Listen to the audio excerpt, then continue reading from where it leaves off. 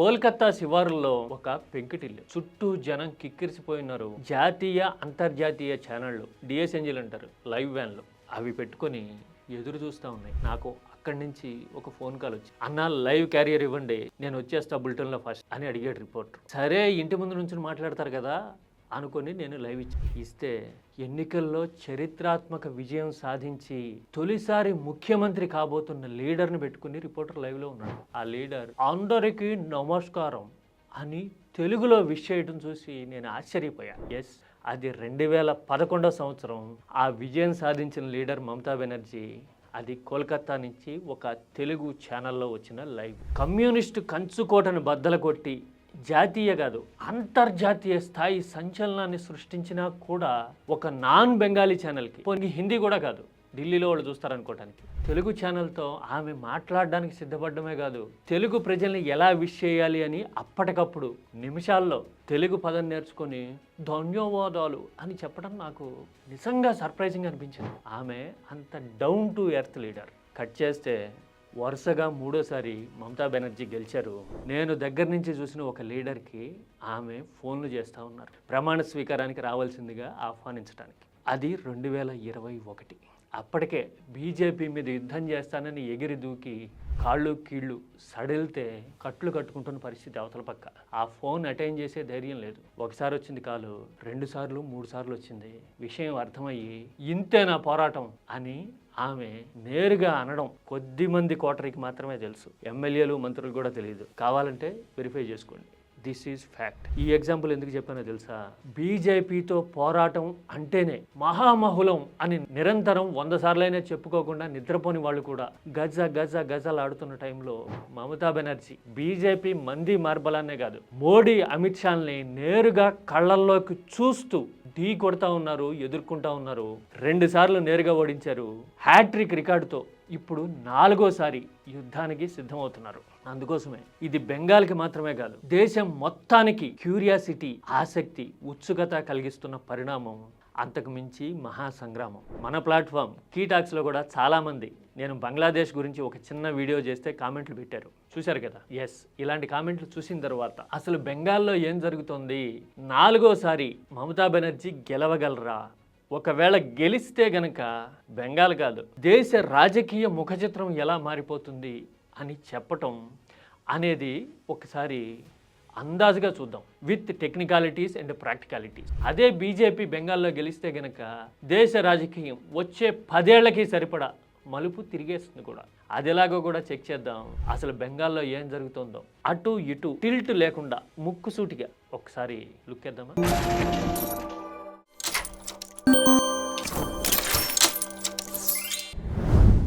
మమతా బెనర్జీ అప్రతిహత విజయాలతో, తిరుగులేని మెజారిటీతో బెంగాల్లో 3వ విడత అధికారంలో ఉన్నారు. ఒక మహిళా నాయకురాలు వరుసగా 3 సార్లు గెలిచిన చరిత్ర ఇంతకు ముందు ఢిల్లీలో మాత్రమే జరిగింది, షీలా దీక్షిత్.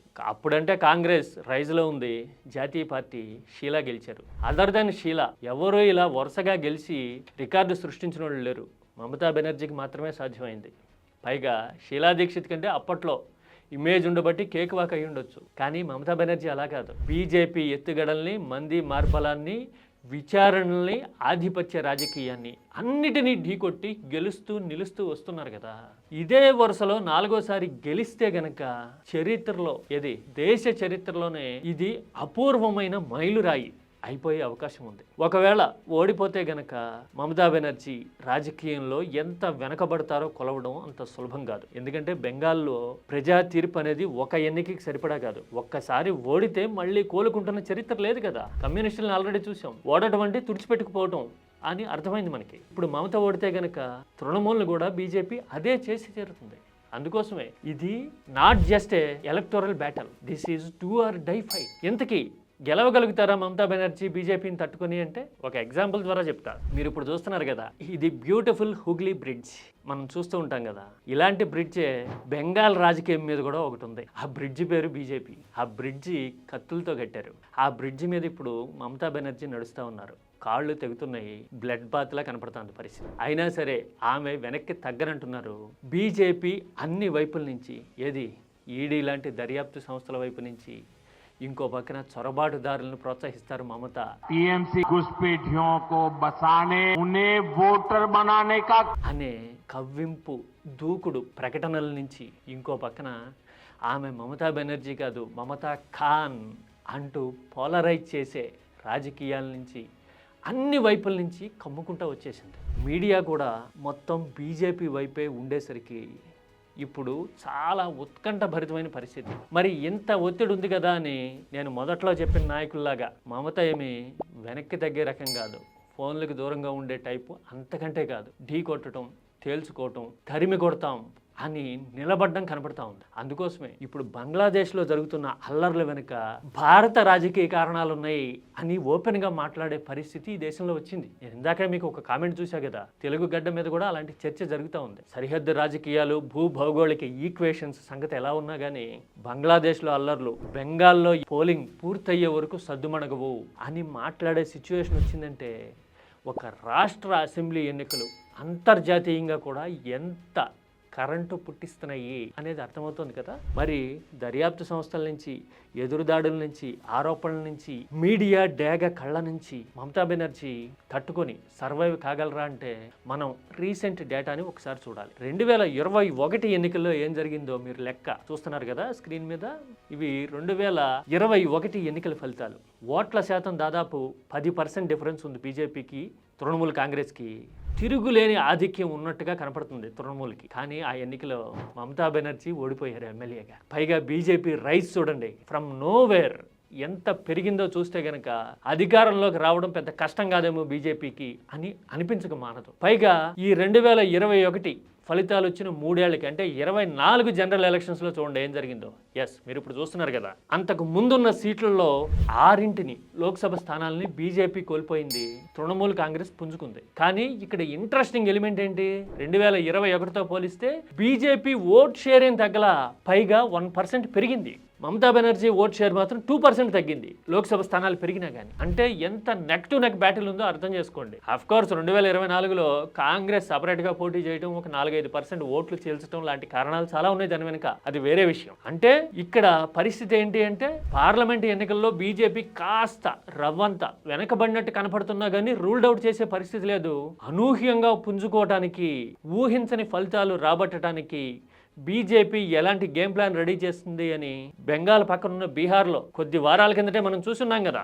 ఆర్జేడీ కూటమి కకావికలం అయిపోయింది కదా బీజేపీ దెబ్బకి. అందుకోసమే మమతా బెనర్జీ ఈసారి బీజేపీని తట్టుకోగలరా అనే క్యూరియాసిటీ కనబడతా ఉంది. ఒకవేళ సర్వశక్తులు ఒడ్డి మమతా బెనర్జీ గనక మళ్ళీ ఎదురీది నిలబడితే గనక ఆమె ఈసారి బెంగాల్ ముఖ్యమంత్రి కాదు, ఈ దేశానికి ఆల్టర్నేటివ్ ప్రధాని అభ్యర్థి అయిపోవడం దాదాపు ఖాయం. You mark my word, it's a big statement. ఆమె బెంగాల్ ముఖ్యమంత్రి కాదు, 4వసారి ఈ దేశానికి ఆల్టర్నేటివ్ ప్రధాని అభ్యర్థి అయిపోయే అవకాశం ఖచ్చితంగా ఉంది. ఎందుకు అంటే బీజేపీని ఎలా తిప్పికొట్టాలో మమత కన్నా ఇంకెవరికి తెలుసు అని కాంగ్రెస్ ని పక్కన పడేసి రీజనల్ పార్టీలు, స్పైన్ అండ్ బోన్ ఉన్న పార్టీలు, రీజనల్ అంటే అన్నీ కాదు, స్పైన్ అండ్ బోన్ ఉన్న పార్టీలు మమతా బెనర్జీ వైపు చేరేందుకు అవకాశాలు ఉంటాయి. ఇది 1వ భాగం. మరి ఇంటర్వెల్ తర్వాత పార్టీ ఏంటి, బీజేపీ ఏం చేస్తుంది?